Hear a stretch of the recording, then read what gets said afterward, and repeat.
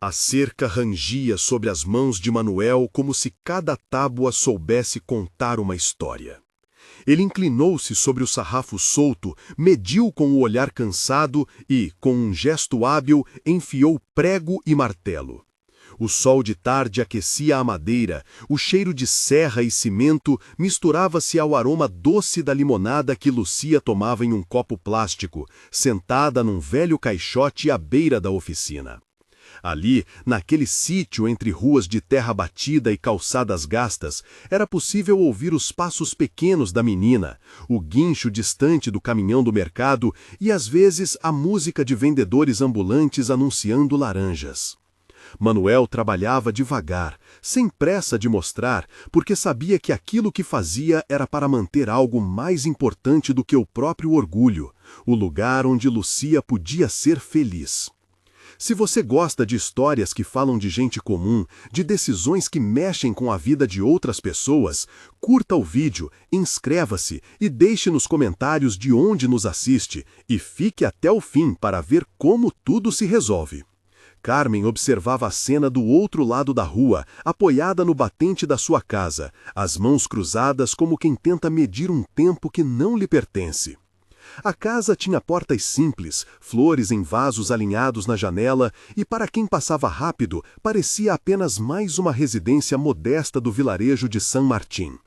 Muito poucos sabiam que a mesma mulher que vivia ali era dona, em segredo, de grande parte das terras ao redor, salões, armazéns e alguns quarteirões da cidade, adquiridos ao longo de décadas por uma família que deixara a agricultura para investir em empresas.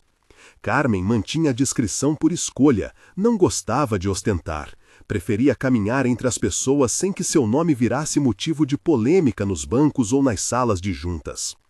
Ela tinha vindo até a cerca naquele dia para ver como o trabalho andava. Não precisava verificar, a ordem estava dada. Mas havia algo mais, uma curiosidade tardia, uma vontade de olhar de perto a vida que estava do outro lado da linha, onde um homem franzino de mãos calejadas e uma criança riam alto diante de um copo de limonada azeda. O olhar de Carmen era cortês, quase tímido, havia nele a promessa de uma abertura que seu passado de decisões frias raramente permitira. Manuel percebeu a presença dela antes de virar o rosto.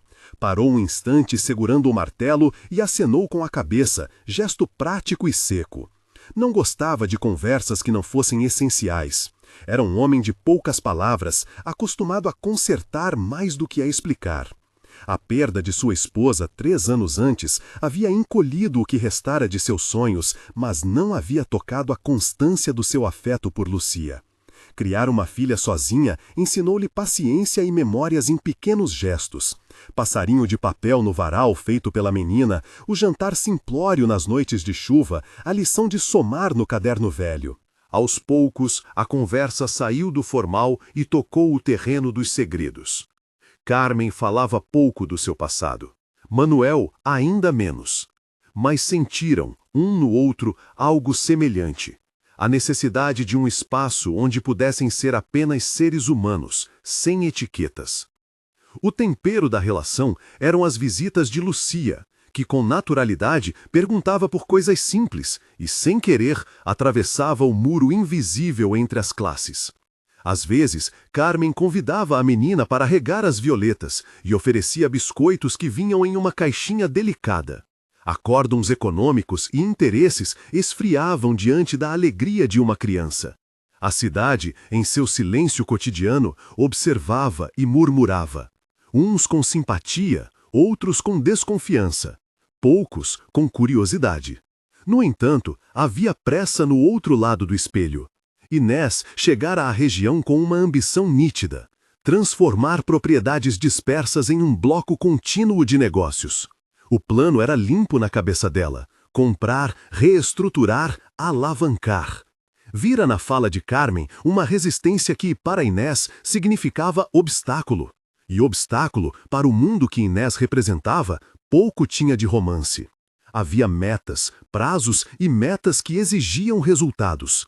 A pressão vinha em mensagens curtas, em relatórios que Ernesto tinha que ler e responder, em propostas que apareciam em envelopes com timbres gelados. Carmen, por sua vez, crescia em ansiedade. Sabia que possuir metade de São Martim implicava custos além da conta.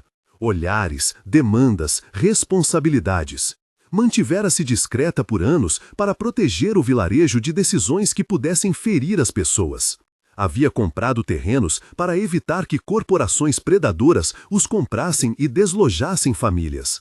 Era uma decisão mista de pragmatismo e culpa. Ela herdara propriedades que, se mal administradas, seriam transformadas em ruínas. Preferira mantê-las e deixar que a cidade se regesse por ritmos humanos. Essa escolha a havia feito inimiga sutil de executivos como Inés, que via em cada terreno uma chance de multiplicar lucros. Quando a primeira proposta formal chegou, foi por intermédio de Ernesto, com um envelope pálido e uma cara indecifrável. "Eles querem conversar", disse Ernesto a Carmen, numa tarde de chuva fina, a voz baixa como quem fala de algo perigoso. Carmen segurou o envelope, notou as letras e sentiu, pela primeira vez em anos, a mão tremer. Não era a quantia que a assustava, era o princípio de inevitabilidade que vinha com uma assinatura. Vender um quarteirão poderia significar 1000 coisas, novas moradias, empregos, mas também deslocamento.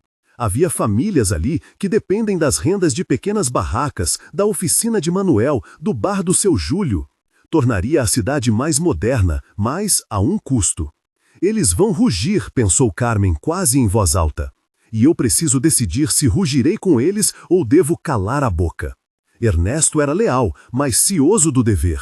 A lealdade dele inclinava-se principalmente a salvar o que fosse preciso, mesmo que isso significasse desgaste para Carmen.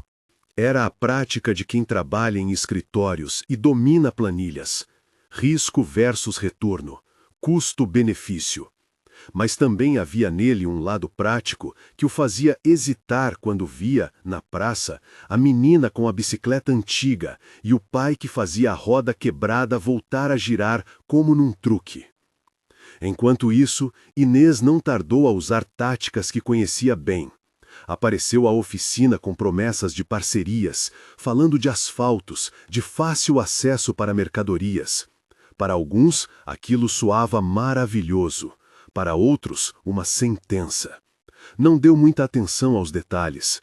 Por trás do sorriso dela havia uma estratégia, uma calculação. E quando soube que Carmen mantinha segredo sobre a extensão de suas posses, não perdeu tempo. Silêncio é sempre uma vantagem a ser explorada. A primeira vez que Manuel ouviu falar em possíveis mudanças foi na feira. Um vizinho com voz baixa comentou que a Autofest andara interessada nas ruas do centro. Manuel franziu o senho, não porque gostasse de especular, mas porque viver ali significava mais do que chaves e contratos. Significava amigos, significava a possibilidade de Lucia correr sem medo de carros grandes, significava a oficina onde restou a memória da mãe da menina. Custava-lhe aceitar que aquilo pudesse ser movido por números frios. "Não vão botar todo mundo fora", resmungou ele, mais para si que para o outro homem. As semanas seguintes foram um jogo de olhares e telefonemas. Carmen recebeu cartas discretas. Inês acelerou a máquina de oferecer. Ernesto trouxe notícias com o cuidado de quem entrega um objeto frágil. "Temos interessados que querem comprar em bloco." Carmen respondeu com hesitação, apelou nos silêncios e buscou conselhos em Dona Soledade, que respondera com um olhar compreensivo e uma lembrança de velhos pactos do vilarejo. Há mais sabedoria no seio de uma comunidade do que em cédulas e certificados. Soledade lembrava de tempos em que decisões importantes eram tomadas à beira do fogão, com café e memórias. A relação entre Manuel e Carmen ganhou nesse intervalo pequenos rituais. Almoço partilhado depois de um dia de trabalho, a menina ajudando a dar aulas de pequenas tarefas domésticas, uma cadeira a mais na mesa. Havia também olhar trocado quando o assunto vinha à tona. Carmen tentava não usar suas certezas de poder. Manuel fingia não saber. Mas havia, aos poucos, uma cumplicidade que incomodava Inês nas concorrências e despertava a curiosidade dos corredores da Autofest. Em uma tarde de vento, sob nuvens que prometiam chuva, Carmen apareceu na oficina com um envelope diferente. Não era documento de empresa, era uma carta pessoal, escrita com uma letra que sugeria cuidado. Ela sentou-se num banco de madeira, olhou para Manuel e disse: "Preciso falar com você sobre algo que não te disse." Manuel limpou as mãos na calça, gesto que fazia sem se ajeitar demais, e ergueu o olhar. "O que é?" perguntou ele, prático. "Tenho propriedades pela cidade. Não pelas razões que imaginará. Eu comprei terras para proteger, não para tirar. Mas agora há gente que quer transformar tudo em negócio, e isso pode afetar." A frase ficou no ar. Manuel ouviu e deixou que a informação ressoasse. Não era mentira que havia algo maior ali, e menos ainda era novidade que Carmen mantinha uma vida dupla. Morava simples, tomava café no balcão, mas nas mesas de cidade grande seu sobrenome pesava. O que surpreendeu mais foi a emoção contida nos olhos dela, a pequena vulnerabilidade que surgia quando falava de perdas possíveis. "Se você quiser", continuou Carmen, com cuidado, "não vou tomar nenhuma decisão sem conversar com quem mora aqui. Quero..." As palavras saíam menos articuladas, como se fosse difícil confessar o óbvio: "que esta cidade preserve seu rosto." Manuel pensou na escrivaninha onde guardava recordações da esposa, nas contas, nas ferramentas que eram promessa de almoço do outro dia. Pensou em Lucia e nas bicicletas que talvez pudessem não ser mais alegres se a rua mudasse. E sentiu pela primeira vez que havia alguém por trás do título de dona que, ao invés de impor, buscava preservar. "Então faça", disse ele, como se pedisse não por ele, mas pela cidade. "Faça o que for certo." Carmen esboçou um sorriso que parecia menor do que deveria ser, mas verdadeiro. Ela não sabia, ainda, se sua decisão teria força contra a lógica do mercado. Não sabia como Inês reagiria diante de uma recusa. Mas havia algo que a empurrava. A imagem da menina na bicicleta, os vasos de flores da janela, a voz de Soledade lembrando que decisões humanas são medidas pelo bem que geram. A aproximação prosseguiu. Convivência, auxílio, debates discretos com membros da comunidade. Aos poucos, Manuel confiava mais. Carmen abria brechas no seu isolamento, permitindo que o calor de uma xícara de chá e a sinceridade de pequenos gestos substituíssem planilhas e cláusulas. Era notável a transformação. Ela, que caminhava com passadas medidas, tornou-se capaz de parar para brincar no chão sujo da praça quando as crianças queriam ver uma asa de borboleta. E Manuel, que antes raramente pedira ajuda, passou a aceitar conselhos que vinham acompanhados de empatia. Mas o mundo do capital não dorme, e Inês acelerava suas peças. Uma manhã, um representante do banco apareceu na cidade com um documento grande e números que pareciam tão afiados quanto lâminas. Oferecia um plano atraente, compra total, indenização generosa, promessa de novas oportunidades. A proposta vinha com prazos, trazia condições que poderiam mudar o destino de San Martín. "Eles querem uma resposta até o fim do mês", disse Ernesto a Carmen, observando a reação dela com o caderno de anotações em mãos. Carmen fechou os olhos, sentindo o peso. O tempo, que até então era chão macio, transformava-se em medida curta, quase uma corrida. Sabia que se afirmasse proteger, teria que provar, que manter terras em nome da comunidade exigiria mais do que vontade. Precisaria de coragem pública, de decisões firmes, de enfrentar conselhos e rivais. E no centro disso tudo havia um homem simples com uma filha, cuja oficina sustentava o calor da rua. As conversas foram ficando mais sérias. Lucia percebeu que havia tensão no ar e, em sua forma infantil, trouxe perguntas diretas que cortavam a sopa de retórica dos adultos. "Papai, a senhora vai vender a minha praça?" perguntou uma tarde, segurando a mão do pai como quem busca respostas no calor de um toque. Manuel apertou a mão dela com força, os nós dos dedos brancos do esforço. "Não vou deixar a praça", respondeu ele, mais seguro do que se sentia. Carmen, ouvindo do outro lado, sentiu uma ponta de vergonha e valor. A presença da menina transformava a discussão em algo humano, impossível de reduzir a porcentagens. Nos dias seguintes, a tensão cresceu em encontros formais. Inês convocou uma reunião com alguns proprietários e gente que poderia influenciar. Falou de planos, prometeu investimentos. Alguns na cidade viram ali esperança de empregos e melhorias, outros medo de perder raízes. Carmen compareceu, sem alarde, com Ernesto ao lado. Manuel não sabia que aqueles passos se desenrolavam nas costas de planilhas. Logo depois, rumores começaram a circular. Alguém havia visto um contrato no banco com o carimbo vermelho. Alguém dissera que a escritura de algumas propriedades mudara de mão sem muito alarde.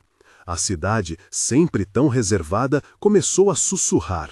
Perguntas surgiam como ervas nas frestas. No silêncio de sua casa, Carmen abriu arquivos antigos para entender o que poderia ser feito. Haviam documentos, recados de antepassados, promessas feitas em papel amarelado. A responsabilidade que sentia transbordou em noites sem sono. Manuel, por sua vez, continuava consertando a cerca. Era ali que encontrava ordem. Havia um confortante senso de propósito em cada martelada, e nas pequenas pausas ele olhava a menina brincar, sentia a respiração dela perto e imaginava futuros possíveis. A decisão parecia em muitos momentos indecisa, e isso era a verdade da vida. Custa a tomar resoluções quando se carrega o peso de várias vidas. Carmen precisava de aliados, precisava de coragem. Manuel precisava de garantias mínimas para não ver a roda que sustentava seu ofício desmontar. E a comunidade precisava de uma voz que não fosse apenas a do dinheiro. Na véspera de um encontro que prometia definir rumos, Ernesto telefonou de madrugada. A voz dele estava tensa e curta como um aviso. Chegou uma proposta, disse ele. Inês veio fisgar um grande bloco. Querem a resposta hoje. Carmen sentiu a terra tremer sob os pés. Olhou para a janela e viu a luz fraca de uma rua que, por enquanto, ainda tinha crianças a correr. Algo dentro dela decidiu que a hora de agir não seria com silêncio. Enquanto isso, Manuel terminava a última tábua da cerca, sem saber que aquela ação simples, consertar uma vala, seria o fio que puxaria uma rede inteira de decisões em San Martín. A cidade respiraria ainda mais fundo nas próximas horas. Havia cartas para ler, passos para tomar e, em algum lugar entre o banco e a praça, a verdade sobre quem possuía metade da cidade estava prestes a ser revelada.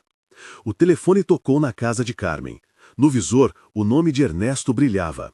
Ela atendeu, sentindo a mão de Lucia procurando a sua, e por um momento, o passado e o futuro colidiram na ponta da linha.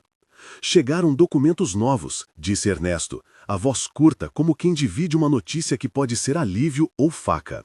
Um carimbo vermelho, mas há algo mais. No banco, apareceu um papel anexo que não bate com as escrituras que eu vi no cartório.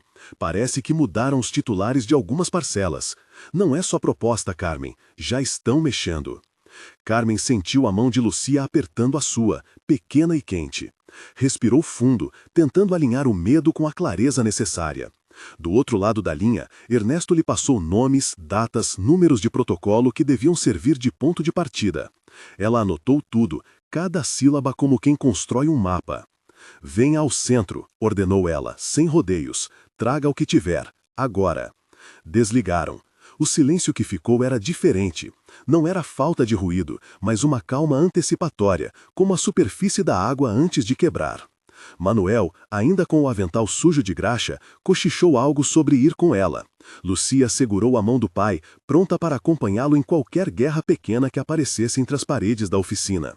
Não era uma guerra de armas, era uma guerra de papel e de olhares, mas podia incluir empurrão-empurra, ameaças veladas, tentativas de dividir pela carteira. Carmen sabia disso, a cidade inteira sabia. E sabia também que, para vencer, precisava mostrar razão e coração, lei e memória. No centro, o banco ficava num prédio de fachada gastada, onde o letreiro já havia perdido as cores originais. Ernesto aguardava Carmen na sala de atendimento, uma pasta grossa ao lado. Estava mais pálido do que o costume. Eles têm um contrato assinado, disse Ernesto assim que ela se aproximou, e um selo de reserva, com prazo curto. Mas esse anexo que encontrei no arquivo do banco não tem firma reconhecida. Tem uma anotação manuscrita que parece corrigir datas. E há um documento velho, de 1942, que foi arremessado para a gaveta do armário. Alguém tentou soterrar a história. Se o que está ali for legítimo, há cláusulas que garantem uso público de pelo menos a praça e o caminho da oficina. Carmen virou a cabeça e olhou a rua. Crianças corriam entre carros, um cão descansava sob a sombra de um plátano. Tudo parecia igual, e tudo podia mudar numa assinatura. Pegou a pasta de Ernesto com mãos trêmulas e sentiu o peso dos papéis. Temos que ir ao cartório. Precisamos confirmar assinaturas, averbações, hipotecas. E preciso falar com a família de Rosa, a neta de Dom Mateu. Ela ainda guarda a carta de doação do terreno. Ernesto assentiu.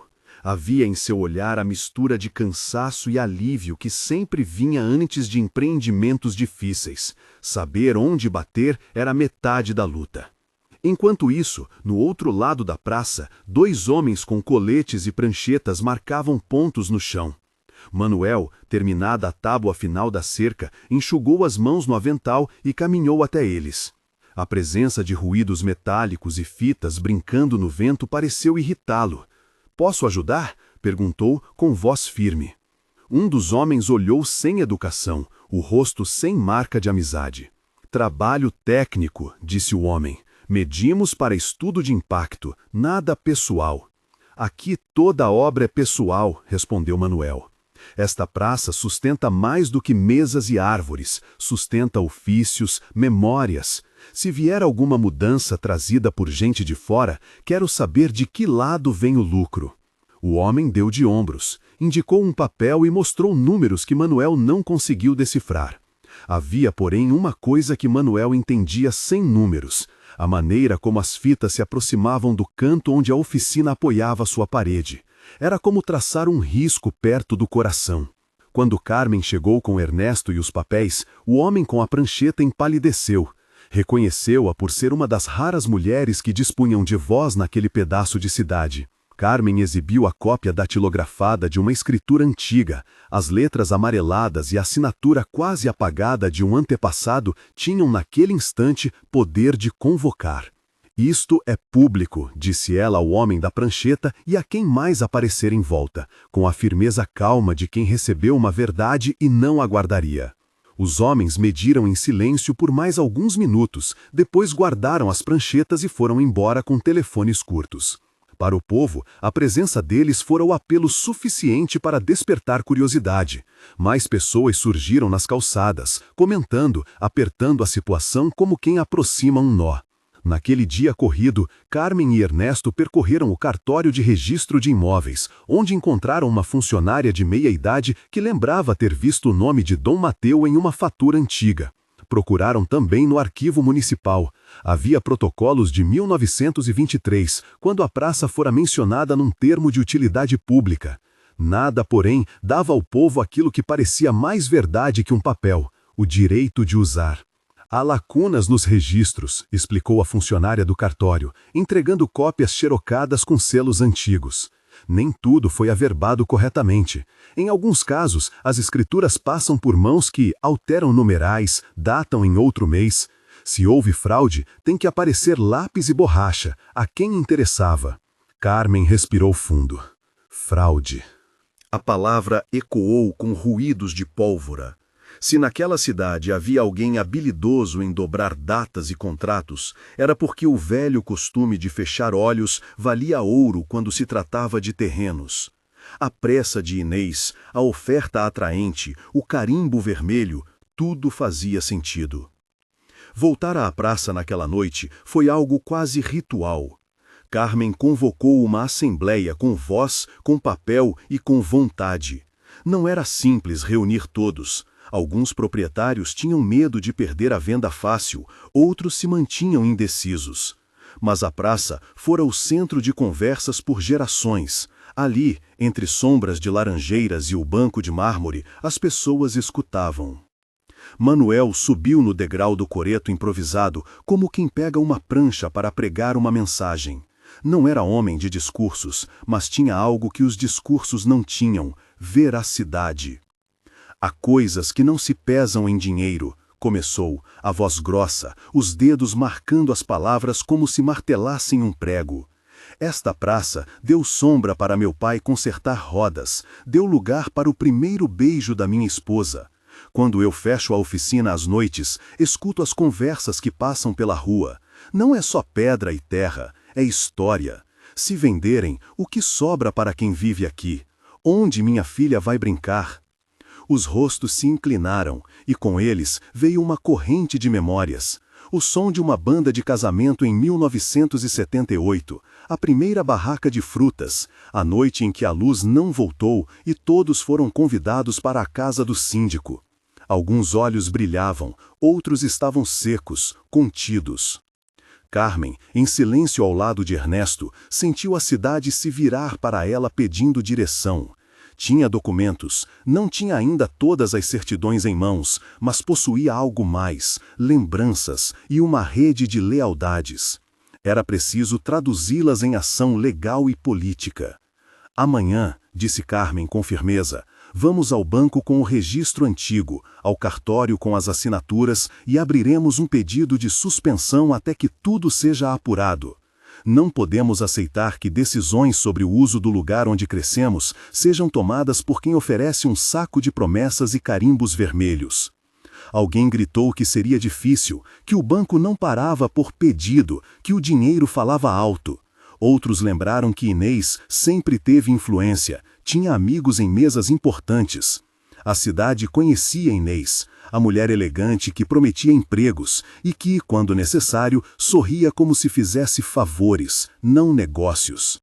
Lucia, sentada no colo do pai, olhou para Carmen e disse, com a sinceridade que apenas as crianças têm: "Minha mãe disse que as árvores aqui cantam quando a gente cuida delas." A frase provocou um riso tímido e em seguida uma onda de ternura. Carmen tocou a cabeça da menina e sentiu-se frágil e forte ao mesmo tempo. A noite avançou. Conversas viraram planos. Quem iria ao cartório cedo? Quem chamaria a imprensa local? Havia também a inevitável divisão. Alguns proprietários, tentados pela oferta, queriam vender. Outros pediam que se aguardasse a apuração. Carmen sabia que a batalha não seria apenas contra Inês e seus documentos, mas contra a própria necessidade alheia. Contra casas precisando de conserto, filhos com escola atrasada, dívidas antigas. No amanhecer seguinte, enquanto o céu empalidecia, Carmen voltou a revisar papéis na sala da associação comunitária. Alguém batia à porta. Era Rosa, a neta de Dom Mateu, com uma caixinha de madeira de onde tirou uma carta enrolada e uma chave pequena. Os olhos dela estavam vermelhos, não tanto por choro, mas por uma raiva velha e justa. "Meu avô", disse Rosa, entregando a carta com mão firme, jurou que nunca venderia a praça. Assinou um termo, a festa de famílias, e deixou isto para quem viesse depois. A chave é da gaveta onde ficou o registro. Guardei por anos, porque tinha medo de que alguém tirasse. Acho que chegou a hora. Carmen abriu a carta com reverência. As letras inclinadas falavam de doação, de uso coletivo, de reservas para a escola e a horta comunitária. A assinatura tremida tinha data e a menção a testemunhas, algumas das quais ainda vivas e poderiam atestar. Era, mais do que prova, uma voz presidencial do passado que pedia preservação. Com Rosa e Ernesto, Carmen seguiu para o banco, levando a carta e as cópias dos selos antigos. No salão de atendimento, o gerente recebeu-os com cordialidade marcada, como quem aprende a ser educado diante de quem interrompe rotinas. Quando Carmen falou do selo vermelho e da pressão imediata, o gerente abriu os olhos. "O carimbo de reserva", disse ele, "autoriza apenas uma retenção temporária. Mas o anexo manuscrito que apareceu com o contrato pode invalidar tudo se for provada irregularidade. Ainda assim, não é comum que um grupo venha com tudo pré-aprovado sem consultar todos os titulares. Há algo de estranho." "Isso nos dá tempo?" perguntou Carmen.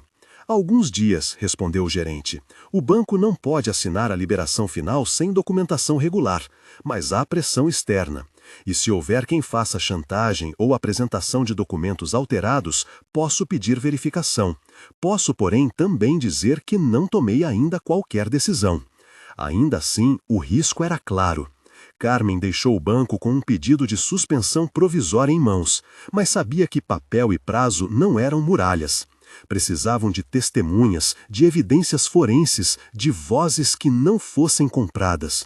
E, sobretudo, de um rosto público que dissesse claramente: não, à venda. Voltar à praça naquela tarde foi como voltar ao centro do mundo. A assembleia convocara mais gente do que na véspera. Havia homens e mulheres que normalmente não iam às reuniões. Havia rostos jovens com pressas de esperança. E no canto, um pequeno grupo que claramente manifestava apoio à proposta de Inés, segurando panfletos com promessas de emprego. Ernesto sugeriu uma estratégia prática: mapear e identificar casa por casa os proprietários cujas assinaturas apareciam nos documentos do banco. Se alguns nomes tivessem sido inseridos sem ciência, acudidos por procurações suspeitas ou falsificação, a cidade teria munição legal. Carmen sabia que seria um trabalho de paciência e de nervo. Quando a tarde caiu e as lâmpadas antigas lançaram círculo de luz nos bancos, Manuel subiu de novo ao degrau. Olhou para a gente e, desta vez, falou não com força apenas, mas com especificidade. Amanhã, disse ele, voz segura, vou à casa do velho Garcia. Ele tem a escritura da barraca de sanduíche desde que eu era menino. Se alguém inventou a assinatura, vou descobrir. E se for preciso, a oficina vira ponto de cópia. Vou chamar quem souber ler números e carimbos. Não importa se o mundo fala alto com cifrões, nós temos testemunho. Palavras simples, atos concretos. Carmen sorriu por dentro ao ver que a cidade não esperaria só por advogados. Haveria, claro, reclamações, acordos individuais, gente vendendo porque precisava, mas havia também um movimento de resistência, pequeno, barulhento e humano, que não deixaria a praça sozinha sem luta. Quando a noite veio, Carmen voltou para casa exausta. Lucia dormia no sofá, com o rosto ainda meio lamacento de sopa. Manuel colocou a última tábua da nova parte da cerca, como se cada peça fosse um voto de confiança em dias futuros. E no quarto, Carmen deixou a carta de Dom Mateus sobre a mesa, abrindo as páginas até onde as letras falavam de promessas. O prazo no documento do banco ainda corria como um relógio implacável, mas a cidade também começava a correr, não para entregar-se, mas para se defender. Carmen sabia que o próximo dia traria figuras mais duras, advogados com pastas, representantes de Inês com sorrisos gélidos, talvez notícias que queriam intimidar. Também sabia que havia, além dos papéis, o que não se escreve, as memórias, o barulho das rodas na oficina, as canções de criança que ecoavam do chão. Na madrugada, antes do sol rebater nas ruas, um carro parou cauteloso ao lado do coreto. Duas figuras desceram, um homem de sobretudo escuro e uma mulher com um sobretudo elegante, a quem a cidade conhecia por Inês. A forma como se movia dividia respeito e medo. Carmen, ao vê-los, sentiu o mundo apertar. Eles conversavam com um tom polido e distante. A mulher olhou a praça como quem examina um terreno, depois fixou o olhar em Carmen, que caminhava na direção da presença. "Podemos conversar?" perguntou Inês com a voz que sabia comprar promessas. Carmen sentiu nas palavras a armadilha do sim, mas respondeu apenas com um convite. "Então fale, aqui, onde todos nos ouvem." Inês sorriu, aberto e condescendente, e começou a falar de planos, empregos, modernidade. Mas antes que as promessas ganhassem o silêncio, Manuel entrou à frente, segurando Lucia pela mão. A menina olhou para a mulher elegante sem medo e perguntou, direta como uma lâmina: "A senhora vai tirar minhas árvores?" Houve uma pausa, e na cidade, mesmo os que queriam vender, escutaram o som da pergunta. Inés recuou um pouco, mas não por gentileza. Pela tarde, enviara homens com fitas métricas. Naquela madrugada, falava com papéis e promessa. Carmen sabia que as palavras eram mercadoria que se poderia devolver com juros. Não, disse Inés com cuidado. Apenas o que for necessário para melhorar. Confie em mim.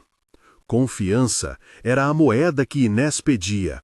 Carmen, porém, tinha agora um contrato mais antigo, testemunhas e o rosto de uma menina que não desejava negociar sua praça.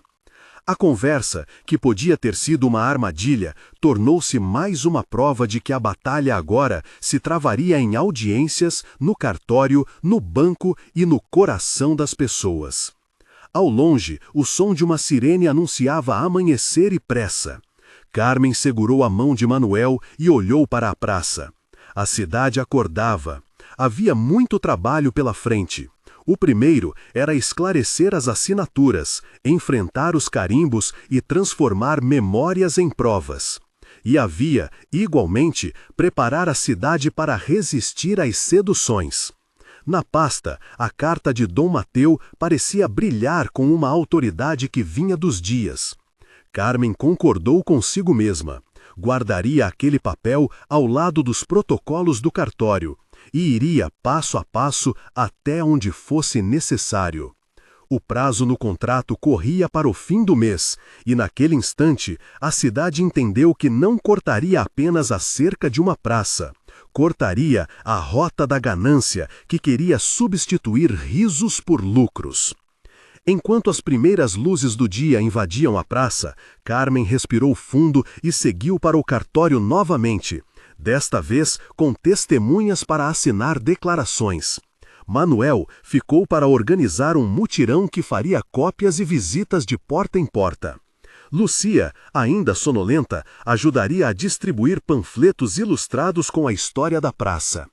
Na janela, Inés observava, mas a cidade também observava. E em cada observador havia agora algo que não se compra, a decisão de lutar. Um telefonema interrompeu o movimento já iniciado. O gerente do banco voltara a ligar. Precisava falar pessoalmente com Carmen. Havia encontrado uma referência que poderia mudar o rumo da verificação.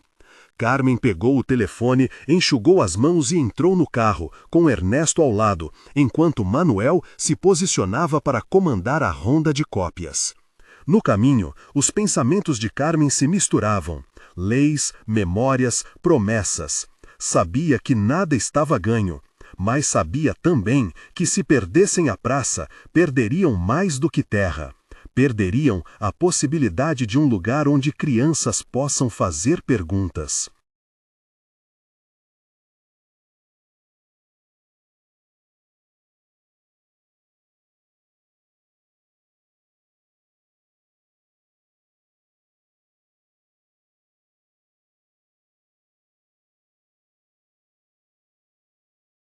O banco os esperava com uma porta pesada. No interior, o gerente os conduziu a uma sala menor, onde colocou um envelope sobre a mesa e abriu-lo com cuidado. Dentro, havia um papel que não era parte do contrato, mas uma anotação bancária antiga que indicava a existência de um financiamento cancelado há décadas, justamente sobre a metade que Inés dizia ter adquirido. O carimbo vermelho, explicou o gerente, fora aplicado numa operação preliminar, mas alguém anexara depois uma declaração de transmissão sem reconhecimento notarial.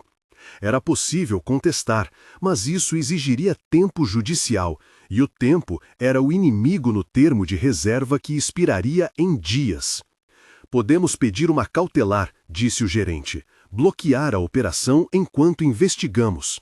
Ernesto olhou para Carmen. Havia finalmente uma brecha por onde podiam passar. Então peçam, respondeu Carmen, firme. Peçam já. O gerente assentiu e foi ao telefone para providenciar. Pelo corredor, vozes se moviam, papéis eram abertos e a cidade lá fora começava a marcar presença em frente ao banco. Vizinhos, proprietários, a meninada reunida no muro. O rumor começou a crescer como maré. Naquela tarde, Carmen e Manuel iriam precisar do que mais não se compra: a convicção de que a praça não era mercadoria. E a cidade, que até então ouvira promessas de modernidade, começava a escolher entre o brilho fácil e a memória compartilhada. Dentro da sala, o gerente devolveu um olhar e pediu paciência, não porque tivesse certeza, mas porque sabia que havia regras que até os carimbos vermelhos não podiam atropelar sem denúncia. Carmen, por sua vez, sentiu uma onda de esperança cautelosa. Tinha documentos, testemunhas, uma carta antiga e uma cidade disposta a acordar.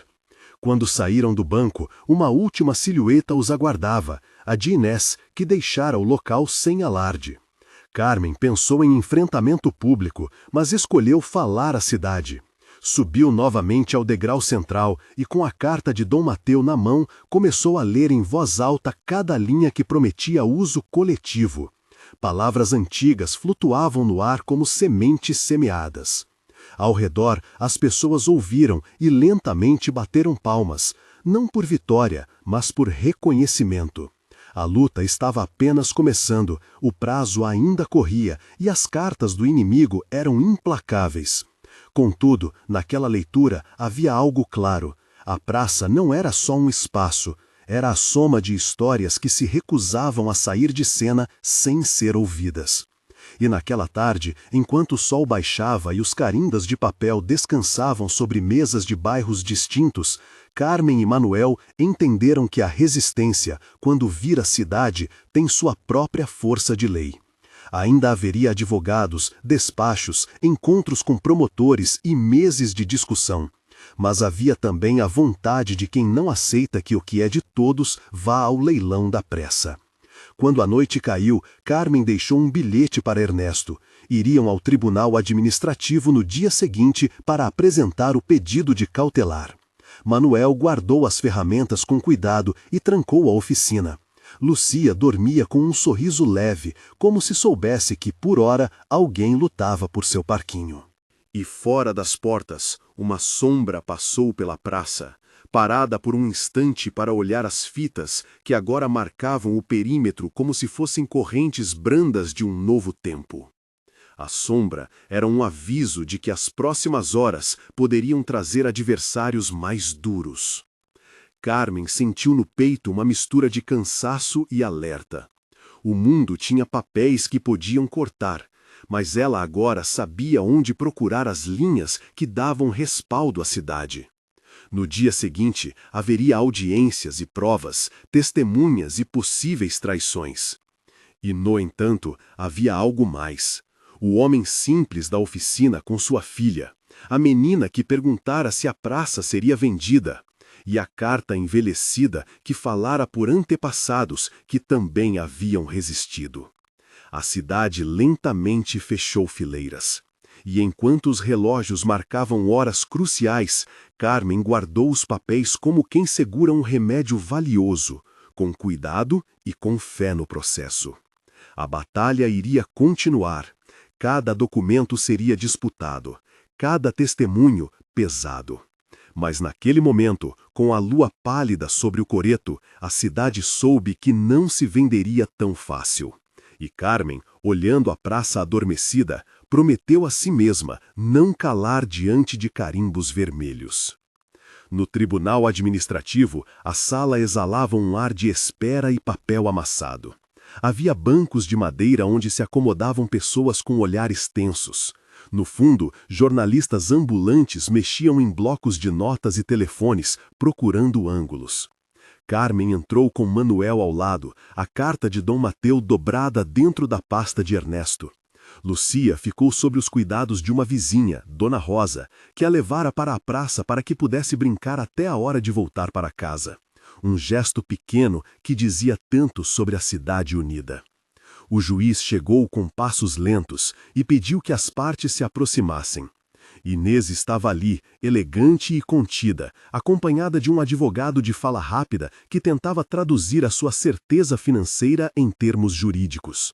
Ao redor, os moradores se apertavam nos corredores, alguns com cartazes escritos à mão. A praça é de todos, memória não tem preço, nossas crianças não vendam. Um murmúrio percorreu a sala quando Carmen tomou a palavra. Ernesto falou primeiro sobre a natureza da cautelar, exposição do risco irreparável, possibilidade de fraude documental, prazo curto do termo de reserva. Mostrou o carimbo vermelho, a declaração sem reconhecimento notarial, a carta de Dom Mateu. Manuel, com mãos ainda cheias de calos, explicou com voz firme como a praça fora lugar de trabalho, de brigas e casamentos, de jogos de meninas que hoje pedem só por um balanço.